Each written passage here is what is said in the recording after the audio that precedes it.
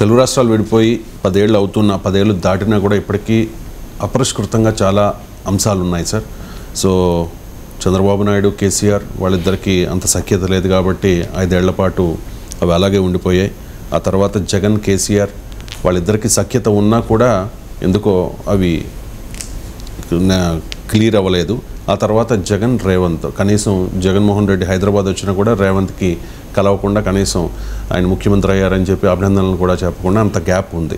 కానీ ఇప్పుడు చంద్రబాబు నాయుడు అండ్ రేవంత్ రెడ్డి వాళ్ళిద్దరు కూడా గతంలో రేవంత్ కూడా తెలుగుదేశం పార్టీలో పనిచేసి వచ్చారు కాబట్టి వాళ్ళిద్దరికి సఖ్యత ఉంది కాబట్టి ఏం జరగాల్సి ఉంది, ఏం జరగాల్సి ఉంది, ఏ అంశాల మీద క్లారిటీ రావాల్సి ఉంది? మీరు ఇచ్చిన ఉపోద్ఘాతంలో ఉన్న దాంట్లోనే మీరే చెప్పారు జగన్కు కేసీఆర్ సఖ్యత ఉన్నా పరిష్కారం కాలేదు అని.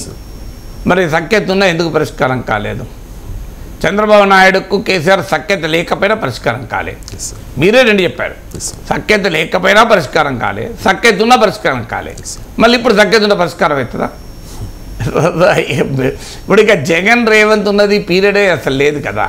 రేవంత్ రెడ్డి డిసెంబర్లో ఎలక్ట్ అయ్యాడు, మేలో ఎన్నికలు, 6 months. సో 6 months అది లెక్క ఎందుకు రాదు అంటే అది ఎలక్షన్ కోడ్ వచ్చింది. సో కోడ్ అప్పుడే కోడ్ ఇష్యూ కాదు, కోడ్ ఉండడం కోడ్ అప్పటికి రాలే. కానీ డిసెంబర్లో ఆంధ్రప్రదేశ్లో కోడ్ ఎక్కడిది. కానీ సమస్యల్లా అది ఎలక్షన్ టైం.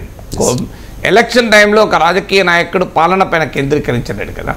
సో రేవంత్ రెడ్డికోమో ఇనీషియల్ పీరియడ్, జగన్మోహన్ రెడ్డికోమో ఎండింగ్ పీరియడ్. సో అందువల్ల జగన్ రేవంత్లో మనం కంపేరే చేయలేము.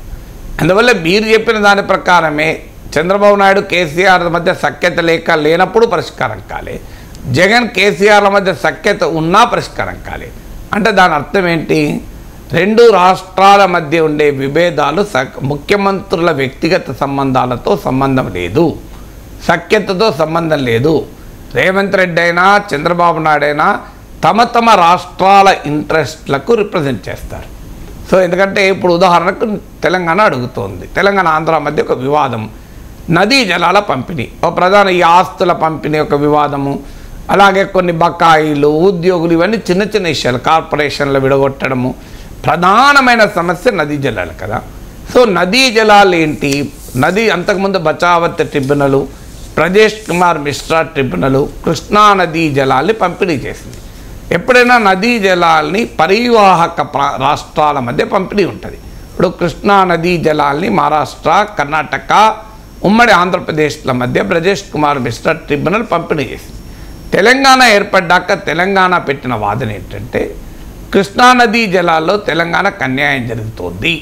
కృష్ణా పరివాహక ప్రాంతమేమో తెలంగాణలో ఎక్కువ, శ్రీశైలంలో ఎంటర్ అయి నాగార్జున సాగర్ వరకు కూడా కృష్ణా నది తెలంగాణలోనే ప్రవేశిస్తుంది. అక్కడి నుంచి ప్రకాశం బ్యారేజ్ దాటి హంసలదీవి వరకు అనుకుంటాను కృష్ణానది ఆంధ్రలో ప్రవహిస్తుంది. సో ప్రధానమైన పరివాహక ప్రాంతం అంతా తెలంగాణలో ఉంది. కానీ తెలంగాణలో వాడే నీరు చాలా తక్కువ. కృష్ణానది వాటర్ను తెలంగాణ వినియోగించేది చాలా తక్కువ. అందువల్ల నీళ్లు, నిధులు, నియామకాలే మా ట్యాగ్లైన్ తెలంగాణ ఉద్యమానికి. అందువల్ల గోదావరి విషయంలో పంచాయతీ లేదు, ఎందుకంటే గోదావరిలో నీరు పుష్కలంగా ఉంది కనుక గోదావరి విషయంలో పంచాయతీ లేదు. గోదావరి విషయంలో ఏటా 3-4 వేల టీఎంసీలు సముద్రంలో కలిసిపోతాయి. పోలవరం విషయంలో కూడా అప్పుడు తెలంగాణ వ్యతిరేకించింది గోదావరి నీళ్ళను తీసుకెళ్ళటానికి వ్యతిరేకం కాదు. పోలవరం అనేది 2 లక్షల మంది గిరిజనులను ముంచేస్తుంది. 7 మండలాల్ని తెలంగాణలో ఇప్పుడు ఆంధ్రప్రదేశ్లో కలిపిన ముంపు మండలాలను ముంచేస్తుంది కనుక దీనికి ప్రత్యామ్నాయమైన డిజైన్లు, అంటే పోలవరం ద్వారా వచ్చే ప్రయోజనాలు పొందుతూ ఈ ముంపు పరిస్థితిని తగ్గించేటువంటి ప్రత్యామ్నాయ డిజైన్లు ఉండాలన్నదే ఆ రోజు కూడా చర్చ. కానీ గోదావరి నదీ జలాలు ఏదో ఆంధ్రకి వెళ్ళిపోతున్నాయని కాదు. అందువల్ల కృష్ణా నదీ జలాల విషయంలోనే పేచి. అది తెలంగాణ వచ్చాక ఏమన్నారంటే, అయ్యా ఇది ప్రజేష్ కుమార్ మిశ్రా ట్రిబ్యునల్ తెలంగాణ రాకముందు ఉమ్మడి రాష్ట్రంలో జరిగిన కేటాయింపులు. ఇప్పుడు మేము కూడా ఒక రాష్ట్రం, మరి మేము కూడా ఒక స్టేక్ హోల్డర్ కదా. అందువల్ల తెలంగాణను కూడా దృష్టిలో పెట్టుకొని పునః పంపిణీ జరగాలి అని తెలంగాణ కోరింది. దీనిపైన ఏకంగా సుప్రీంకోర్టు కూడా వెళ్ళింది. అప్పుడు కేంద్ర ప్రభుత్వం ఇచ్చిన హామీ ఏంటంటే, మీరు సుప్రీంకోర్టులో పిటిషన్ విత్డ్రా చేసుకోండి, మేము మీకు సమస్య పరిష్కరిస్తామన్నారు. తెలంగాణ ప్రభుత్వం నాకు గుర్తున్నంత వరకు సబ్జెక్టు కరెక్షన్ విత్డ్రా కూడా చేసుకున్నది, కానీ ఇప్పటివరకు కాలేదు. అంటే కృష్ణానదీ జలాల్లో 50% వాటాను తెలంగాణ అడుగుతోంది. చంద్రబాబు నాయుడు రేవంత్ రెడ్డి మధ్య సఖ్యత ఉన్నది. చంద్రబాబు నాయుడు ఒప్పుకుంటాడా? సో తెలంగాణ డిమాండ్ ఏంటంటే మా కృష్ణా ప్రవహించేది ఇక్కడే కదా. ఉమ్మడి రాష్ట్రంలో తెలంగాణ వాళ్ళు ముఖ్యమంత్రులుగా ఉన్నది చాలా కొద్ది సమయం. హయ్యెస్ట్ పీరియడ్ ఆంధ్ర ముఖ్యమంత్రులే ఉన్నారు. మాకు అన్యాయం జరిగింది అన్నది తెలంగాణ ఉద్యమ వాదన. ఇప్పుడు చంద్రబాబు నాయుడు ముఖ్యమంత్రి ఆంధ్రప్రదేశ్కున్నాడు. మరి తెలంగాణ ఇది వాదన కరెక్టే. రేవంత్ రెడ్డి నా మిత్రుడే తెలంగాణ ముఖ్యమంత్రిగా ఉన్నాడు అని చెప్పి 50% కృష్ణానదిలో వాటా ఇవ్వమనండి. తెలంగాణ ప్రజలు సంతోషపడతారు కదా, జేజేలు పలుకుతారు చంద్రబాబు నాయుడుకు. సో అలా ఇస్తారా? సో అందువల్ల పోనీ రేవంత్ రెడ్డి మా మిత్రుడే చంద్రబాబు నాయుడు, సో చంద్రబాబు నాయుడు సమర్థవంతంగా పాలించాలి, అందుకే నేను 50% వాటా అనేది వదిలేస్తాను, ఇప్పుడు బ్రజేష్ కుమార్ మిశ్రా బచావర్ ట్రిబ్యునల్ ప్రకారం ఎంతుంటే అంతే వాడుకుంటా అని రేవంత్ రెడ్డి అనగలడా? అందుకే వ్యక్తుల మధ్య సఖ్యత ఈ సమస్య పరిష్కారం కాదు అని చెప్పేది.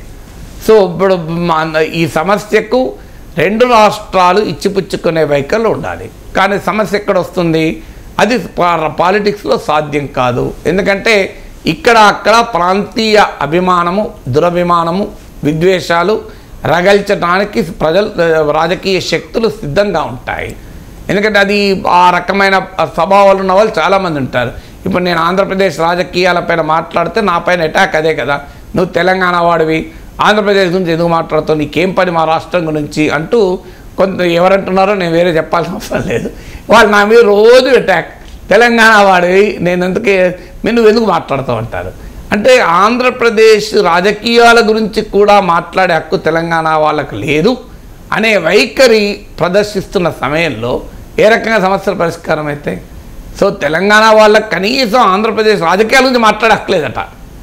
అయ్యా ఉచ్చిపుచ్చుకునే ధోరణి, తెలుగు ప్రజలు భౌతికంగా విడిపోవచ్చు, రాష్ట్రాలుగా విడిపోవచ్చు, ప్రజలుగా కలిసి ఉన్నారు, ఈ రాష్ట్రం వాళ్ళు ఆ రాష్ట్రంలో ఉండొచ్చు, ఆ రాష్ట్రం వాళ్ళు ఈ రాష్ట్రంలో ఉండొచ్చు అన్న స్పిరిట్ పోయి నీవు తెలంగాణ వాడి మాట్లాడద్దు అంతే. ఆంధ్రప్రదేశ్ నువ్వు ఎట్లా మాట్లాడుతావు? అమెరికా గురించి మాట్లాడతాను నేను, కానీ ఆంధ్రప్రదేశ్ గురించి మాట్లాడకూడదు అనేటువంటి ఒక భయంకరమైన దాడి నా పైన రోజు జరుగుతుంది. మరి ఎలా సమస్య పరిష్కారం అవుతుంది? అయితే ఈ రకమైన యాటిట్యూడ్తో అవుతుందా? అంటే మేము డామినేట్ చేస్తాం, మా ఇష్టం వచ్చినట్టు మేము డామినేట్ చేస్తాం అంటే యాటిట్యూడ్ కాదు. అందువల్ల ఇక్కడ ఎవరైనా పరస్పరం ఇచ్చిపుచ్చుకునే ధోరణి, మ్యూచువల్ అడ్వాంటేజ్, అందరూ ప్రజలే, నిన్నటిదాకా కలిసి ఉన్నాం, ఆ స్పిరిట్ ఆఫ్ అకామిడేషన్తో గనక రాజకీయ వ్యవస్థ చూస్తే అప్పుడు సాధ్యమవుతుంది. లేకపోతే ఇద్దరు ముఖ్యమంత్రులపైన ఒత్తిడి ఉంటుంది. ఇటైనా అటైనా ప్రాంతీయ భావాలు రెచ్చగొట్టే వాళ్ళు ఎప్పుడూ ఉంటారు. సో అందువల్ల కాస్తంత రాజీ పడ్డా చాలా పెద్ద సమస్యగా మారిపోతుంది. అందువల్ల అల్టిమేట్గా దీనిపైన ఎంపైర్గా ఉండాల్సింది కేంద్రం మాకెందుకు ఈ పంచాయతీ, మేము ఎటుంటే మాకు అక్కడ ఆంధ్రప్రదేశ్లో రాజకీయాలు కావాలి, తెలంగాణలో రాజకీయాలు కావాలి, కేంద్రం అందుకే ఇవి అపరిష్కృతంగా ఉన్నాయి. ఇప్పుడు నేను ఎంపైరింగ్ డిసిషన్ తీసుకొని ఉంటాడు, తెలంగాణ ఆంధ్ర ఇచ్చిపుచ్చుకునే వైఖరి సాధ్యం కావడం లేదు. అందుకే సమస్యలు 10 ఏళ్ళైనా కూడా అపరిష్కృతంగా ఉండటానికి కారణం అది. సో అందువల్ల ఎవరో ఒకరు 2 తెలుగు రాష్ట్రాలన్నా ఇచ్చిపుచ్చుకునే ధోరణి, పరస్పరం రెస్పెక్ట్ చేసుకునే ధోరణి, ఒకరిపైన ఒకరు ఆధిపత్యాన్ని చెలాయించని ధోరణి ప్రదర్శించాలి. లేదా కేంద్ర ప్రభుత్వం అన్న సమన్వయాన్ని పాటిస్తూ ఏది ధర్మం ఏది న్యాయం, సో అది ప్రదర్శించాలి. అది కేంద్ర ప్రభుత్వము తమ రాజకీయ ప్రయోజనాలకు చేయదు. ఎందుకు చేయదు అంటే మీరు ఆంధ్రప్రదేశ్ సహకరించారని తెలంగాణలో బీజేపీని ఎక్కేస్తారు, లేదంటే ఆంధ్రాలో ఎక్కేస్తారు. సో అన్నింటిలో కూడా రాజకీయాలు వచ్చి ఈ సమస్యలు పరిష్కారం కాకుండా ఇలాగే మిగిలిపోతాయి. బట్ స్టిల్ ఇద్దరు ముఖ్యమంత్రులు కలవడాన్ని ఆహ్వానించాలి. ఇద్దరు ముఖ్యమంత్రుల మధ్య ఉన్న వ్యక్తిగత సౌహార్ద సంబంధాలు 2 తెలుగు రాష్ట్రాల సమస్యల పరిష్కారానికి దోహదం చేస్తానని ఆశించుదాం. నదీ జలాల విషయంలో కానీ, ఆస్తుల పంపకం విషయంలో కానీ, అక్కడ కొంతమంది మిగిలిపోయిన ఉద్యోగుల పంపిణీ విషయంలో కానీ, ఇలా వివిధ అంశాలపైన సహకరించుకునే ధోరణి ఉంటే చాలా సంతోషం కదా.